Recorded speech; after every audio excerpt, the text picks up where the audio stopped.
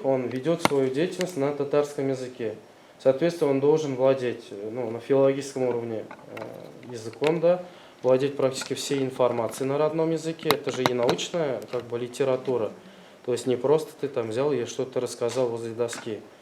И здесь они вносят огромный вклад в развитие родного языка. А у нас как делают? Считают там количество учителей родного языка. Так, у нас в регионе есть только языковедов. Ну-ка, получше работайте, ну-ка это сделать. Это неправильно. И в свое время было предложено, вот как раз Камарязинур Хамидуллина, но, к сожалению, она не смогла выступить. Мы подготовили выступление, чтобы в каждом муниципалитете Республики Татарстан взяли за основу эту гимназию. И хотя бы на примере этой гимназии, хотя бы по одной школе, то есть в одной из школ, сами выбирают местные власти, да, развивать все то, что здесь есть. То есть это и изучение предметов на родном языке, и остальные проекты, и так далее, и так далее, и так далее. Где-то 2-3 года мы над этим думали, но, к сожалению, не получилось нам у нас выступить и предложить данный, так сказать, проект, макет, схему и так далее. По достижениям наших детей, я уж честно говорю, сторонник олимпиадного движения. Все-таки,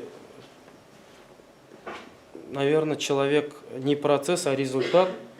И, соответственно, стараюсь требовать от учителей тоже результата. И олимпиадное движение, что ты говоришь, что на Кыргызстане. Здесь не совсем правильно. Это олимпиадное достижение на региональном и всероссийском уровне нашей гимназии, да, за последние 3 года. То есть, если у нас 22, потом у нас идет 28, и в этом последнем учебном году у нас было 41. Здесь где-то ошибка пошла. То есть это практически по всем предметам у нас есть, то есть ребенок, учащийся, который выступает на всероссийском уровне по обществознанию и литературе, Шафигуллина Зульфия, в этом году в 11 учится. И по результатам ЕГЭ, ОГЭ, в прошлом учебном году, лично я сам остался очень доволен 9-классниками, которые учатся сейчас в 10 классе. Дай Бог, чтобы показали хорошие результаты в 11 классе, после 11 класса точнее. Результаты ЕГЭ, они на экране, то есть вы можете сравнить, есть где-то спад, например, русский язык. У нас кафедра русоведов достаточно мощная, скажу этим словом, да, описание, так сказать. Средний балл по русскому языку на экране, по профильной математике стараемся держать около того планку и по остальным предметам.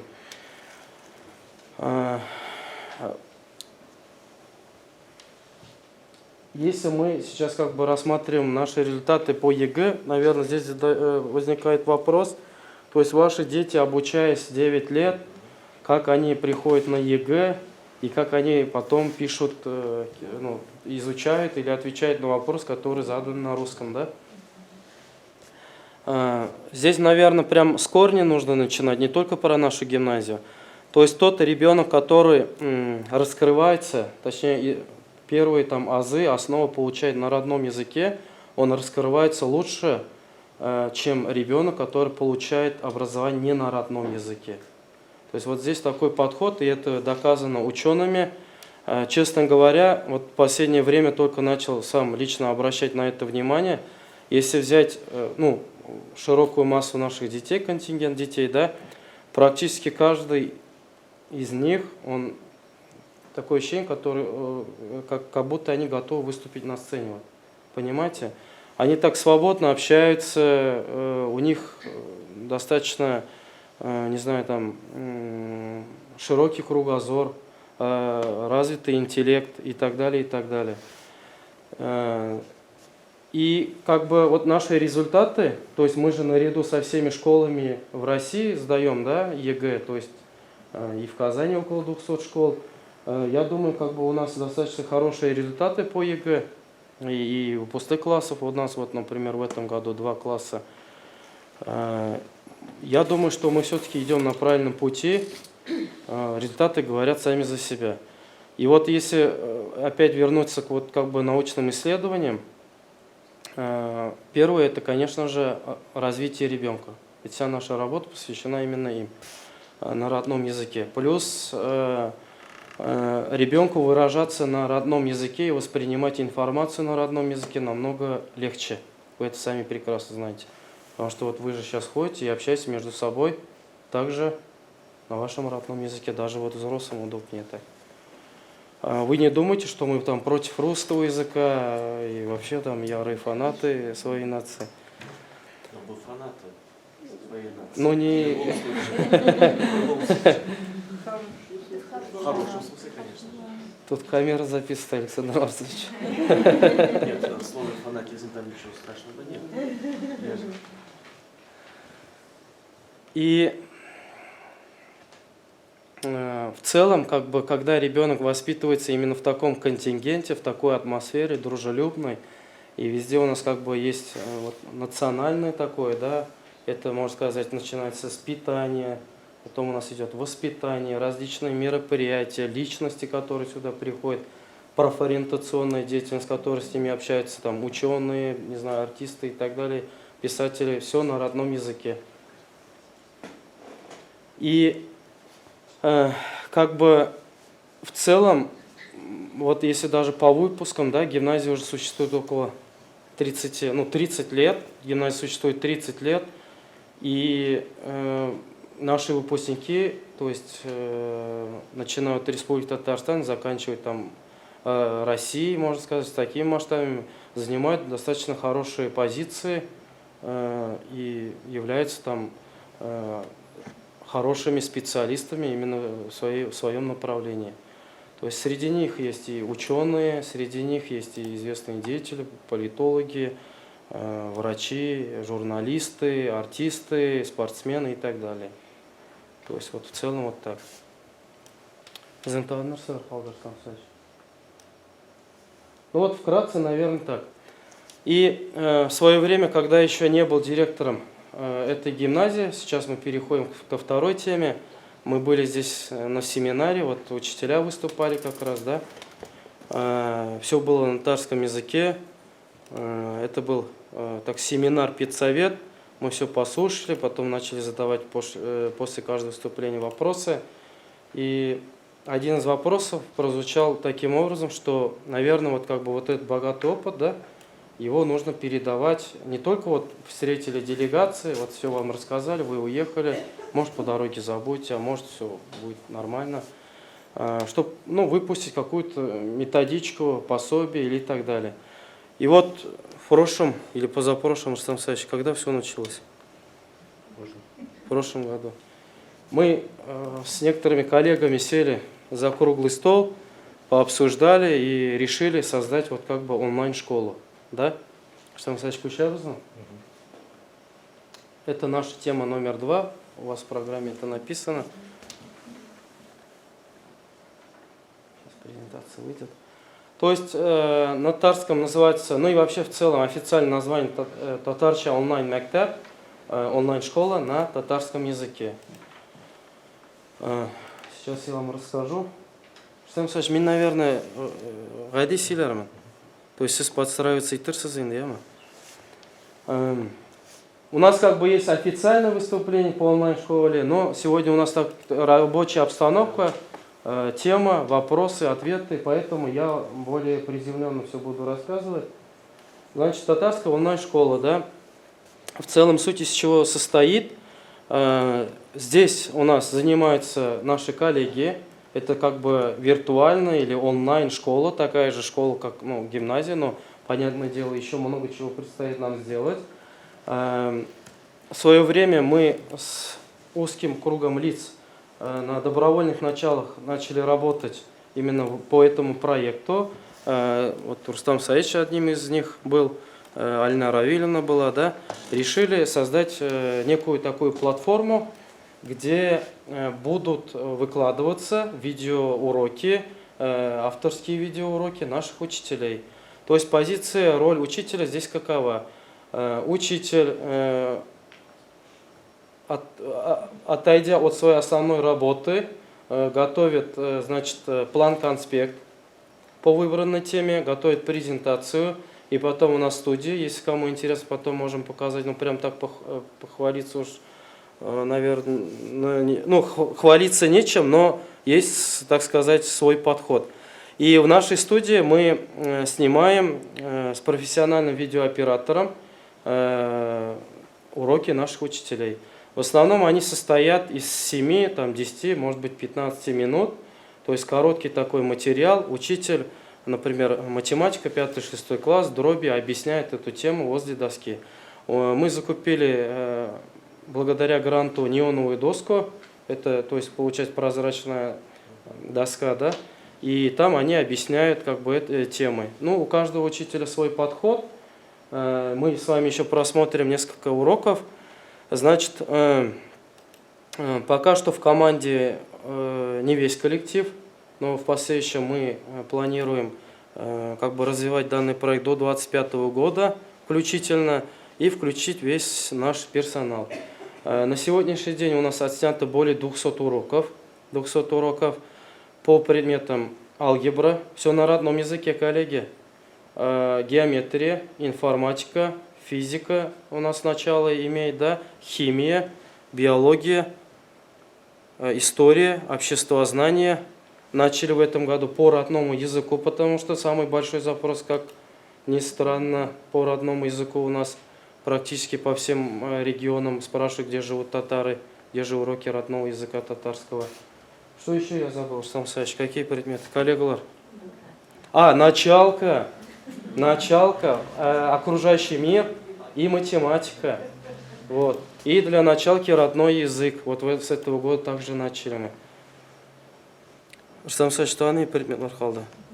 И у нас с этого года начались видеоуроки, курсы по дополнительному образованию. Это инженерное дело на родном языке. И планируем начать видеоуроки по подготовке к ЕГЭ. Вот вы же говорите, да, то есть дети учатся у вас 9 лет на татарском, а как же подготовка к ЕГЭ? Ну, в 10-11 классе уже билингвальная подготовка идет, переходим частично на русский язык, ну и где-то, может быть, и в целом. И как бы не мы же едины, то есть не мы одни в Республике Татарстан, которые ведут так деятельность. То есть по республике достаточное количество татарских школ, на которых вообще не обращают внимания. Я вот говорю как есть, да. То есть и для этих школ нужно тоже что-то как бы создать. Понятное дело, там кадровый голод в деревнях, правильно? Вот, например, я сам учился в деревне, закончил татарскую школу, у нас до сих пор все предметы ведутся на татарском языке. Абсолютно все. Около 90 детей учатся в школе, ну, 11 класс есть, подготовка ЕГЭ идет, профильную математику выбирают, физику сдают, у них еще профильное направление физмат, несмотря на то, что деревенская школа. И бывает так, что ну вот учитель в деревне заболел, математика, а там он единственный, да, их тоже будет как бы его заменять и вести вообще подготовку. Или что-то случилось, например. Ну, никто сейчас в деревню не ездит, да, несмотря на то, что есть различные гранты и так далее. И мы хотим помочь как бы и сельским школам вот этой платформой, и детям в первую очередь, это создано для детей, чтобы они могли заходить, набирать эту платформу, то есть платформа полностью бесплатная, абсолютно никакой регистрации не требуется, с любого уголка мира, телефон, интернет, не знаю, гаджет, ноутбук, пожалуйста, заходишь. Кто хочет изучить татарский язык, кто хочет изучить математику вновь, да, или вот только он учится в школе, ты можешь зайти и как бы все там просмотреть.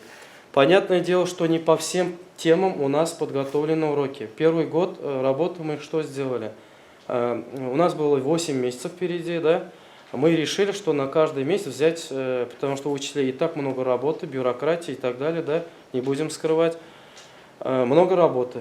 Значит, по 2 темы каждый месяц. Учителя выбирают сами по своему опыту, да, исходя из своего опыта, самые актуальные темы, например, по физике, по химии, и по ним готовят уже уроки. Значит, тема одна, учитель готовит теоретическую часть, вот он выступает 7 минут, объясняет теорию, и практическую часть. Например, в случае химии, там уже лабораторная работа может идти, да. Ну, потом вы можете все это просмотреть, кто как, зависит еще от творчества учителя, от фантазии. И вот в таком, так сказать, темпе у нас как бы идет работа. И вот как бы в первую очередь, неофициально, но все-таки мы решили апробировать, можно сказать, испытать этот проект среди детей Республики Татарстан. Мы поехали в летний лагерь Салят, это было дело летом. Там были собраны дети из всех муниципалитетов республики, а может еще и были из России. Дети общались на татарском языке. Я также перед ними выступил все на татарском и показали мы им видеоуроки. И по этим видеоурокам мы решили проверить их знания. То есть вот они просмотрели, потому что там и был пятиклассник, который только что услышал физику, да, ну и дети постарше. Командами были собраны дети, и работа была в командах. Мы раздали, так сказать, задания интересные, которые также составили наши учителя. И потом как бы увидели хороший результат. Было все сделано на ура. И детям я сказал, как вам вот как бы заходят. Они прям были в восторге, сказали, что прям этого и не хватало, вот, например, особенно сельским школам. И сказали, что по приезду обязательно сообщат своим учителям, чтобы они тоже учитывали эти видеоуроки, презентации, которые там есть, при подготовке к их урокам. То есть здесь как бы такая помощь идет и учителю, и ребенку. Но презентациям, понятное дело, учителям не стоит злоупотреблять, потому что это готовый материал. Ты можешь его скачать и пойти на урок, правильно? Потом уже учитель может вообще расслабиться и каждый раз использовать только готовый материал, который есть на этой платформе. По видеоурокам у нас как бы есть свой опыт. Некоторые учителя их сами используют на своих же уроках. То есть отрывок там объясняется какая-то тема, посмотрели, ответ не показал, и потом уже с детьми сами разбирают уже во время урока данную тему, или задачку, или вопрос.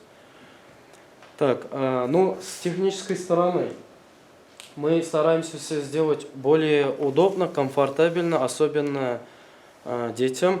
У нас, прекрасно знаем, сейчас дети все сидят на телефоне, интернет, да, игры, и видео смотрят. Мы решили создать еще плюс мобильное приложение для Android и iOS. Значит, в дальнейшем что у нас планируется? Любой желающий скачивает это приложение, программу, заходит с телефона, и там их будет ждать интересные задачки по практически всем этим предметам, которые есть в школьной программе. То есть ребенок едет в автобусе, сидит на перемене, еще что-то, но если у него желание возникнет, да, никого не заставишь, он заходит, например, математика, и быстренько там закрепляет пройденный материал вот, по этим заданиям. Все также планируем сделать на нашем родном татарском языке. Что там наверное, мы сейчас пройдем практическую часть данного проекта. Вы можете набрать, ссылку в конце покажем, onlinemactab.tatar, да, официально, и пройти на эту платформу. Сейчас мы вам продемонстрируем несколько фрагментов видеоуроков. Все на татарском языке, я думаю, часть вы поймете. Там ничего сложного нет, все на простом языке. Без башик. Айдагыз. Айдагыз, алсен халимдан башик математика. Математика нам қарай.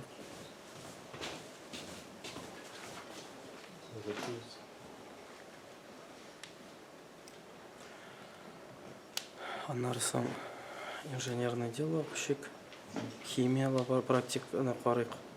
Анары туған тілге күшек, релемес атыны.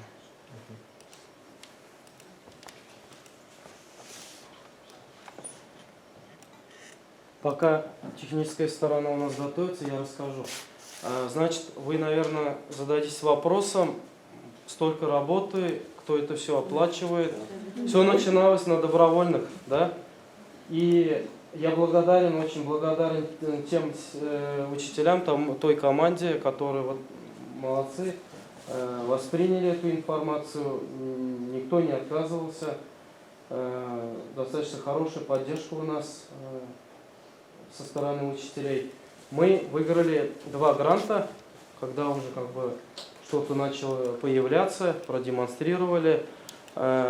Некоторые из вас, наверное, слышали, у нас есть комиссия по развитию, сохранению родных языков, да, на территории Республики Татарстан. И через вот эту комиссию выиграли грант. И как бы вся оплата у нас идет благодаря этому гранту. То есть и техническое оснащение, и закупка там всех принадлежностей, оплата труда учителей, и команды в целом, и профессионального оператора, и монтажера. Все это идет за счет гранта. Я очень как бы благодарен руководителю этой комиссии Ахметов Марат Котович. Ну и, понятное дело, руководителю нашего региона Минихану Рустаму Нургалиевичу.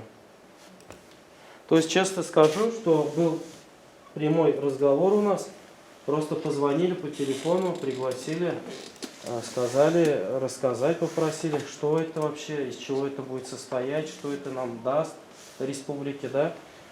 И на себя взяли ответственность, никакой бюрократии, поверили в этот проект, в отличие, кстати, от многих. И в итоге, вот я им благодарен, в ответ мы создаем такой проект.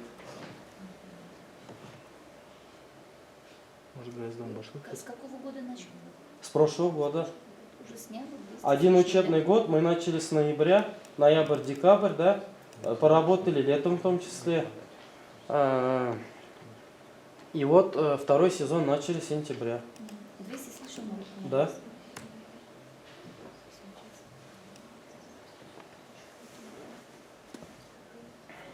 Ну, параллельно снимаем уроки по тем премиям, которые есть, еще добавляем, да. С этого года у нас в планах дошкольные группы, детский сад, да, воспитание детей. Это подготовка ЕГЭ, профильная математика, хотя бы ее возьмем.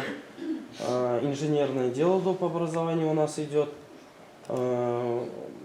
Плюс постараемся включить остальные предметы, по которым мы не начали. Ну и родной язык, который я вам сказал. Еще вопрос. ВП после начала школы на каком языке пишут? Біздің ВП рус тілінде бара бит, ма? Рус тілінде. На русском. Ну, смотрите, вот, Александр Маркович, если вы помните,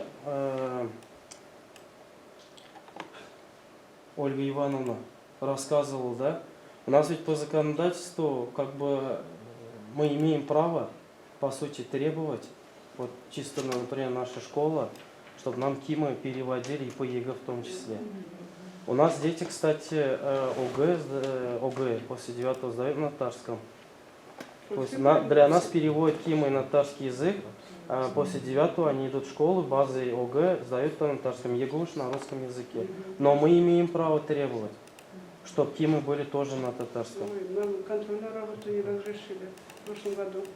А законодательство же нам не запрещает это делать. Никак не могу. Вы на кого больше опираетесь?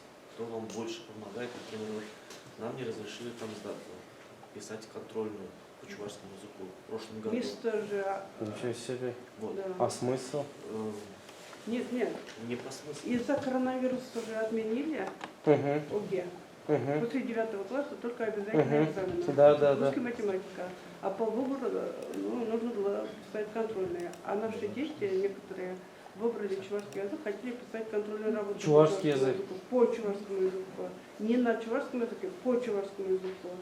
И то нам запретили. Хотя были методические рекомендации, демо-версии готовили мы, кодификатор был. Ну а также у вас, наверное, чувашский язык, он стабильно сдается же после 9 Да, выбирают сдается, дети? но вот контрольную работу не разрешили. И в этом году наши завучи даже заявление писать запрещали в одно время, что опять запретят, им пришлось. А основывается на что, интересно? Вот нет такой формулировки в законе, что контрольную работу можно писать на родном языке. Ну, в этом году сдавали уже, но сдавали меньше, чем в 2019 году получилось. У нас количество сдающих ОГЭ по чувашскому языку уменьшилось. Из-за этого контрольная работа. Ну, надеемся, в этом году будет больше.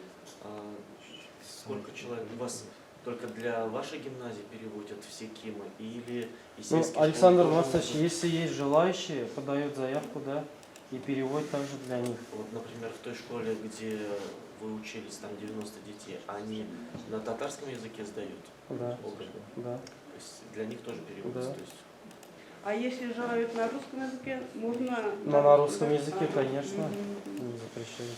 Потому что родители могут. Да, и да, на- да. Если желают на русском, сдают на русском. А переводит с академии, кто переводит? Не знаете? Ну, у нас, я честно Это не могу министерство, сказать, но наверное. ответственно Министерство образования Республики Татарстан. Прям лично кто переводит, вот здесь я уже не могу сказать. А вы когда перешли на обучение на татарском языке? Что Когда извините? это было? С какого года у вас обучение ведется на татарском языке в гимназии? Всегда. Как помните, 30 да? лет. Да. И как вы вот после 17-го года, в 17-м году, проблем было много, наверное? Ну, знаете, вот недавно у нас, вы же участвовали, Александр Марсович, да? Здесь в Казани был семинар международный, как раз Артем Иван приезжала на базе лицея «Солнце» для одаренных детей. Там, конечно, был такой разговор, что в 17 году здесь чуть ли не дрались. Честно говоря, такого не было. Это уж прям что-то там, не знаю, утрировано все. Было дело как, вот на своей практике говорю, как учитель родного языка в то время.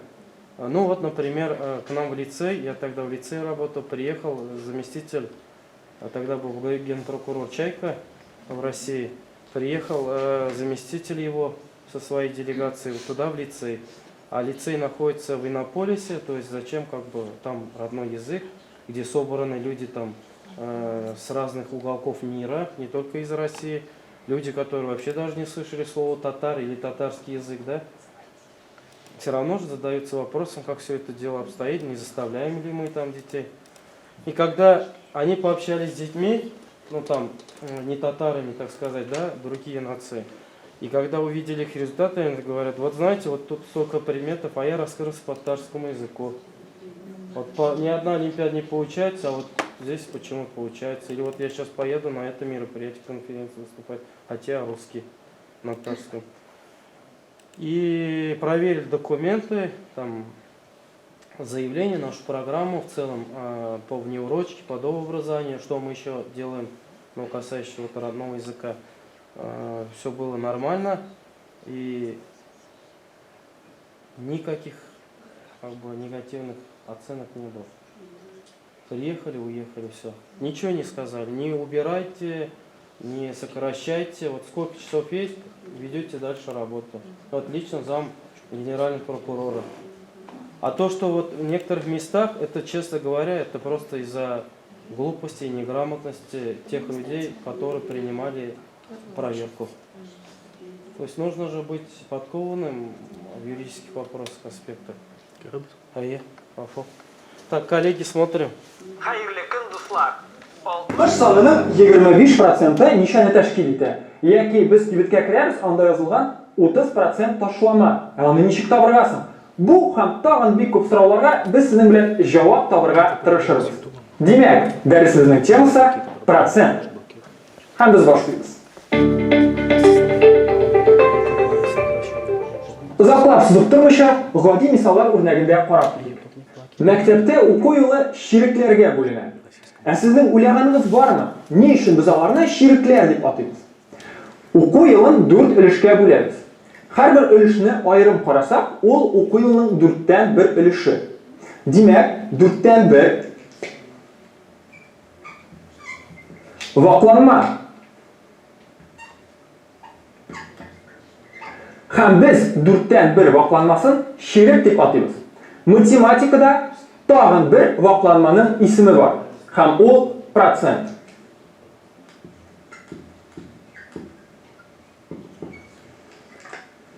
Protsent nega vaqtlanmasin? Процent so'zi ikki latin so'zidan baroqqa kelgan. Procentum, tatarcha yuzdan. Ya'ni procent ol yuzdan bir ulush. Yuzdan bir vaqtlanmasi. Lekin biz uni so'z bilan yozmaymiz. Onun uchun biz mana bu belgilamani qo'llanamiz. Salam salam. Sizning bilan Dinar abi ham biz bugun birga fizikani o'rgana boshlayapmiz.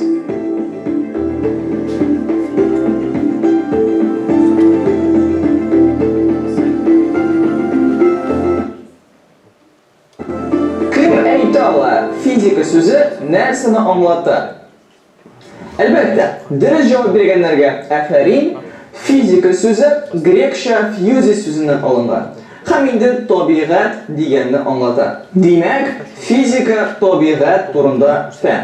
Fizika so'zining belgilamasini bilamiz. Hozir endi ikkinchi so'rov borliqqa keladi. Fizika narsani o'rganasan? Ko'k-ko'krav. Suv qaynav.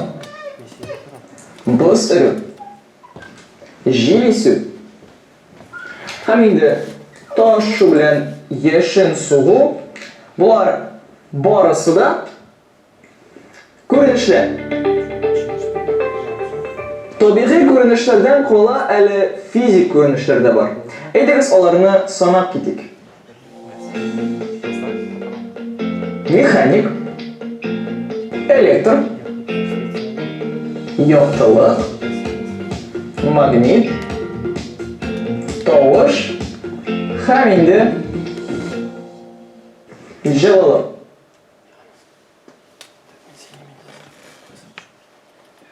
Коллеги, у нас почему-то YouTube заблокировал наше видео к вашему приезду. Сейчас Рустам Саевич придет, скачанные видео, еще пару уроков покажем. Очень хочется показать химию, например, математику, ну и практически все предметы. Вы потом по пути домой еще можете зайти, посмотреть и дома. Скачанное сейчас уроки принесет, но почему-то вот ребята пытались и поменяли интернет, но YouTube почему-то их заблокировал. Ну, наверное, это все-таки не с нашими уроками связано, а в целом по работе YouTube. Так. Все молодцы. Артисты еще какие. Ну, да, так артистизмом тоже нужно владеть. Ну вот первые уроки у нас, конечно, первый блин комом, но потом у нас учителя достаточно быстро привыкли к этому темпу, да, к этой работе уже на лету, на первом вдохе они уже как бы снимают эти уроки. Бывало, что там 7-минутный или 10-минутный ролик снимали по 2 часа. То есть где-то ляп, где-то еще что-то. Получается, там неоновые доски. Да, мы вам покажем, но он, конечно, у нас в подвале. То есть прям супер крутой студии у нас нет. Все как бы сами соорудили. Фон специально зеленый, доска. Ну и те учителя, которые там любят в традиционном формате уже заниматься в кабинете, мы ушли с ними создаем уроки именно в их кабинетах. Скажите, а как они пишут наоборот, что ли? Ну, покажем мы вам. Нет, нет. Это пишите как обычно, камера снимает, да. И кажется, как будто, что он справа налево пишет, да? Вопросов очень много. Давайте. А учебники на татарском языке федерального политика? Смотрите, у нас пособие. Ага. У нас переводные тәрҗемәи на татарском, да? Переводные пособия уж. Ага. По... Вот тогда у Ага. вас проблем не было, потому что до изменения ФУГОС Ага. теперь разрешают и учебными пособиями. Закон об образовании и ФУГОС, они противоречили. Один Друг закон другу, да? разрешал, а другой закон как бы запрещал, только учебниками. И у нас из Республики Татарстан всегда были жалобы, что ли, сказать, что к чувашскому языку учебников нет,